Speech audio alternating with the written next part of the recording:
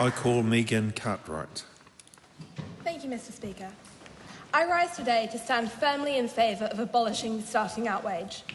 Low uptake and uneven application of the starting out wage have created a pay disparity among young workers, with 57% of 16 to 19-year-olds making $4 more an hour than their peers.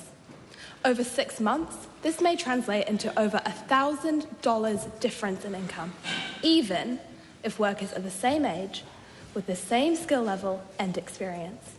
This is unfair, unjust, and unjustified age-based discrimination. In terms of the economy, the starting out wage has no real benefit.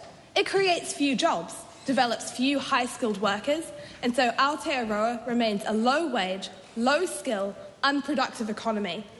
Mr. Speaker, is the goal of this House to invest in youth, in New Zealand's future, or to slash their income so businesses can profit off a cheap supply of labour?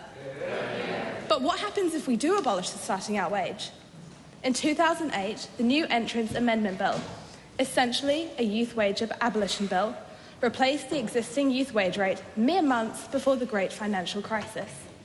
A 2011 study of the bill's impact by economists Hyslop and Stillman found that though employment of the 16-17-year-olds fell 3.6 percentage points in the subsequent 2 years, overall, the adverse effects of a large minimum wage increase are small, suggesting that increasing minimum wages are unlikely to cause large employment losses.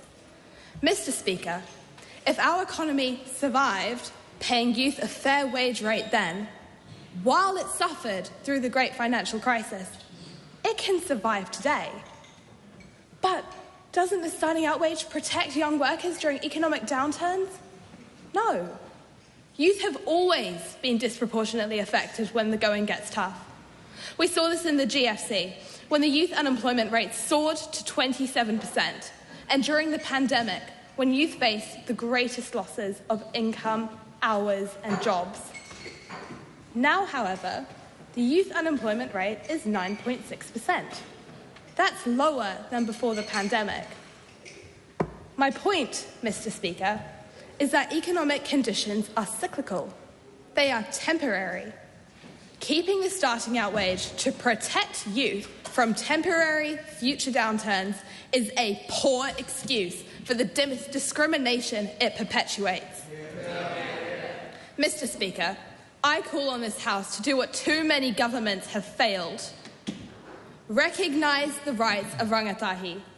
Invest in a better, fairer future for young workers.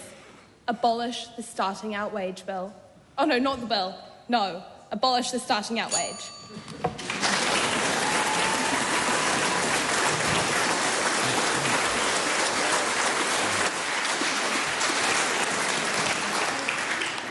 I call Sophia Goodrich.